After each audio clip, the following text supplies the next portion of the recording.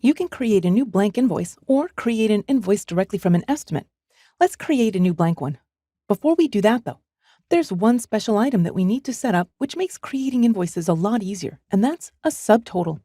Click Items and Services on the top right-hand side. Hit Ctrl-N on your keyboard or click Item on the bottom and select New.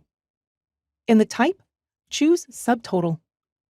In the name field, call it Subtotal, and then click the blue OK button. We can get out of this by clicking the X on the top right-hand side. And now, let's click Create Invoices to create our very first one. The first thing we need to decide is who the invoice is for. In the Customer Job field, I'll click the drop-down and now I can choose one of my customers. It gives me an invoice number, though I can change that. The next invoice I create will have an incremental number based off of this new one. There's a bill to address and I can change that also. On the right-hand side, I can see information about the customer, such as their preferred delivery, any open balances, and any active estimates they may have. I can also see history, such as recent estimates or invoices. On the left-hand side, I can base this off of a PO number, and I can also set payment terms. Now, let's start adding some things to our invoice. All the way on the left-hand side, click inside the Item field. In the drop-down, I can start adding some products. I can hit the Tab key and adjust the quantity.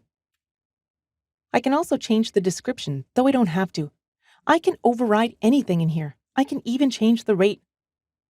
Finally, I can decide whether the item is taxable or not, and then hit the Tab key to move on to a new line. I'll add some more items and keep hitting the Tab key to move to new lines. It's easy to subtract a line. If I put something in by mistake, I can right-click on a particular line and choose Delete Line to make it go away. Let's add a subtotal for what we have so far. In the item list, I'm going to scroll all the way to the bottom and choose the new subtotal item that we just created. In gray, it creates a subtotal line, and after that, I can continue adding more items as normal. Directly underneath this, I can choose what kind of sales tax the customer is liable for. I can see the total, any payments they have applied already, and we'll talk about that later. Finally, I can see the balance due. All the way on the left-hand side in the customer field, I can click the pull-down and choose a message that I want to append to the bottom of the invoice. There's a few ways that I can get this invoice to the customer now that we're all done creating it. I can turn on the option to pay invoices online, though that does come with a fee from Intuit. At the very top of the screen, I can print it, email it, print it later, or email it later as a batch. There's also some more options when printing. If I click the down arrow next to print, I can preview it, I can send the invoice, but I can also print a packing slip. The packing slip is designed to be printed out and included in the box that you're sending to the customer. There's a ship date and no prices, just quantities and items, so this is great for gifting items. We can also change the template, that is, the style of the invoice itself. Right now, it's defaulting to a service invoice.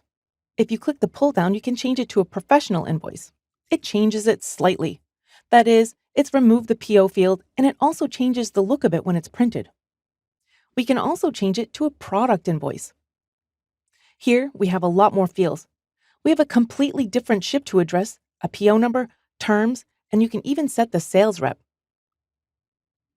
I'll go ahead and click Save and Close. It's telling me that I changed the sales rep. It's asking me if I want to have this information appear next time. I'll click Yes. I'll hit Close on the spell check. My invoice is saved and we're brought back to the home page.